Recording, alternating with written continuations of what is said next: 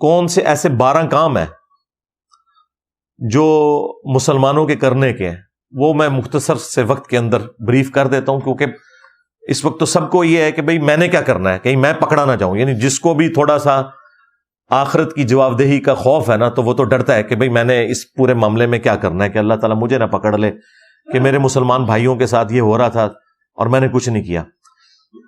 تو اس کانٹیکسٹ میں میں نے 12 علمی پوائنٹس کی شکل کے اندر 12 ٹاسک، یعنی 12 کرنے کے کام، ان میں سے بھی پہلے 2 کام وہ ہیں جو ہم سب نے کرنے ہیں، خواہ حکمران ہے خواہ عوام الناس ہے، اور جو بعد کے 10 کام ہیں وہ صرف حکمرانوں کے کرنے کے ہیں، اور وہ ان کو ہم نے اس کے اوپر ابھارنا ہے کہ انہوں نے یہ کام کرنے ہیں. 12 کاموں کی طرف ان میں سے پہلے 2 کام تو سب نے کرنے ہیں، خواہ وہ عوام الناس ہو یا حکمران، اور جو بعد کے 10 کام ہیں وہ صرف ان لوگوں کے ذمہ ہیں جو لیڈرشپ کے اوپر ہیں، خواہ وہ حکمران ہو، خواہ وہ آرمی چیف ہوں، خواہ وہ پولیٹیکل لیڈرز ہوں. عوام الناس کے کام میں نے شروع میں 2 رکھے ہیں، اس لیے کہ زیادہ تر لوگوں کو اس سے کنسرن ہے. ٹاسک نمبر 1 وہ ہے اللہ کے حضور دل سے گڑ گڑا کر اپنے مسلمان بھائیوں کے لیے دعا کرنا. دعا مومن کا ہتھیار ہے جی، یہ ذہن میں رکھیے گا. دعا سے وہ مسئلے حل ہوتے ہیں جو تدبیروں سے حل نہیں ہوتے، اور یہ اللہ نے ہمیں حکم بھی دیا ہے کہ ہم نے دعا مانگنی ہے. ادعونی استجب لکم، اے میرے بندو مجھ سے مانگو میں تمہیں دوں گا. اور پھر ساتھ فرمایا ان الذین یستکبرون عن عبادتی، جو تکبر کریں گے میری اس عبادت سے، یعنی مجھ سے دعا نہیں کریں گے، میں انہیں عنقریب ذلیل و خوار کر کے جہنم میں پھینکوں گا. بولے اعوذ باللہ تعالی. ہمارا رب وہ شہنشاہ ہے کہ اس سے نہ مانگے تو وہ ناراض ہوتا ہے. باقی شہنشاہ تو مانگنے کے اوپر ناراض ہوتے ہیں نا.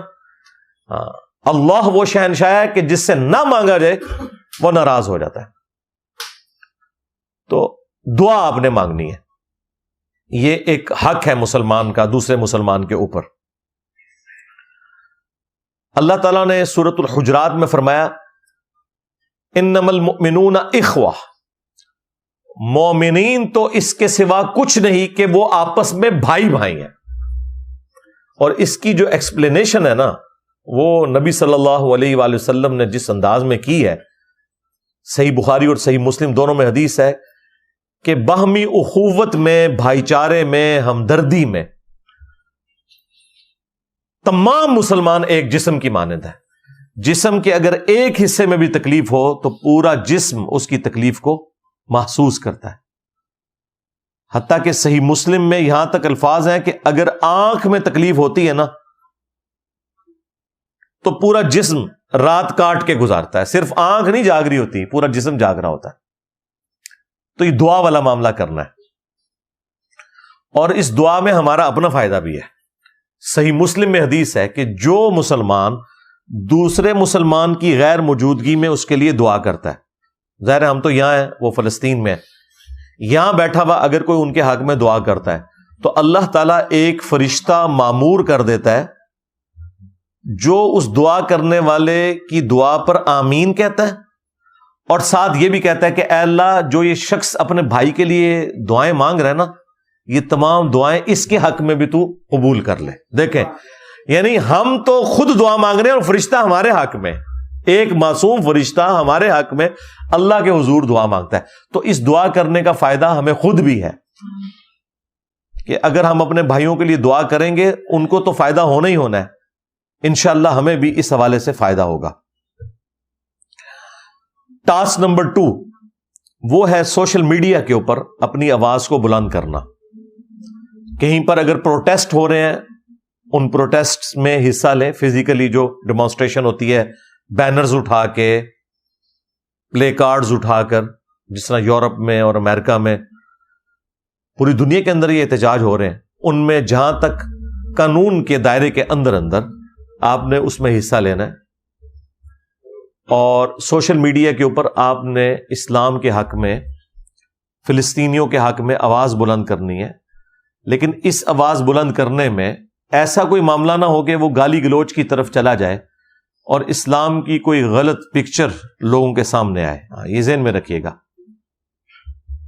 یہ اللہ تعالیٰ نے سورہ الانعام میں فرمایا وَلَا تَسُبُّوا الَّذِينَ يَدْعُونَ مِن دُونِ اللَّهِ فَيَسُبُّوا اللَّهَ عَدْوًا بِغَيْرِ عِلْمٍ، مت گالی دو لوگوں کے جھوٹے معبودوں کو، کہیں ایسا نہ ہو کہ وہ انجانے میں تمہارے رب کو گالیاں دیں بغیر علم کے۔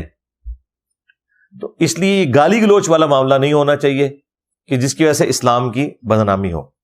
اچھا، اس آیت کو بعض لوگ میرے خلاف بھی یوز کرتے ہیں کہ جی ہمارے بزرگوں کو برا کہتا ہے، تو قرآن نے تو کہا ہے کہ کسی کے بزرگوں کو برا نہ کہو، وہ تمہارے بزرگوں کو کہیں گے، تمہارے بزرگوں کو آپ کہہ لیں۔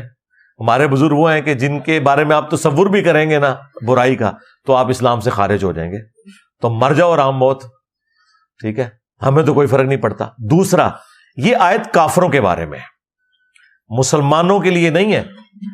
مسلمانوں میں اگر کوئی شخص اسلام کے ساتھ غداری کر رہا ہے تو اس کے لیے تو قتل مرتد کی سزا ہوگی، وہ تو اسلام کی روح سے منافق ہے، اس کو ننگا کرنا ہر مسلمان کی ذمہ داری ہے، وہ اسے گالی دینا نہیں ہے۔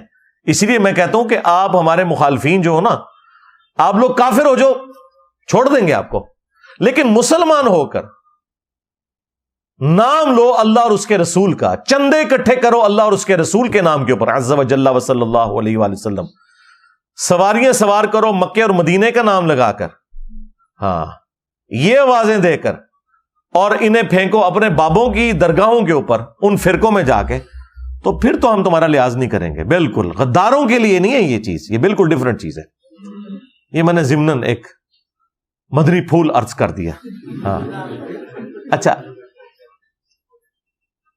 اسی کانٹیکسٹ میں سورۃ المائدہ میں اللہ تعالیٰ نے فرمایا کہ وَلَا يَجْرِمَنَّكُمْ شَنَآنُ قَوْمٍ عَلَىٰ أَلَّا تَعْدِلُوا اعْدِلُوا هُوَ أَقْرَبُ لِلتَّقْوَىٰ، دیکھنا کسی قوم کی دشمنی تمہیں اس پہ نہ ابھارے کہ تم انصاف کا راستہ چھوڑ دو۔ انصاف کا راستہ اختیار کرو، یہی تقوی کا راستہ ہے، یہی تقوی کے قریب ہے۔ یعنی یہ اسپیسیفکلی تو صحابہ کرام کے بارے میں تھا کہ مشرکین عرب کی دشمنی آپ کو اس پہ نہ ابھارے کہ آپ انصاف کا راستہ چھوڑ دیں، اگرچہ وہ آپ کے دشمن ہیں لیکن آپ نے انصاف کا راستہ نہیں چھوڑنا، نہ حق کسی کے ساتھ کوئی زیادتی والا معاملہ نہیں ہونا چاہیے۔ یہاں پہ بھی ہم نے اپنے معاملات کو سوشل میڈیا میں یا پروٹیسٹ میں ایک پازیٹیو انداز میں لے کے چلنا ہے۔ میں تو یہ جو پتلے جلانا، اسی طریقے سے زمین کے اوپر کسی ملک کے جھنڈے کو ڈال کے اس کے اوپر کانٹے پھیرنا یا گاڑیاں چڑھانا، یہ کوئی علمی طریقہ ہے؟ مجھے بتائیں اس کا کیا امیج آتا ہے کسی کے سامنے؟ آپ علمی طریقے سے چیزوں کو ہائی لائٹ کریں اور بتائیں کہ یہ اسلام کی تعلیمات ہے۔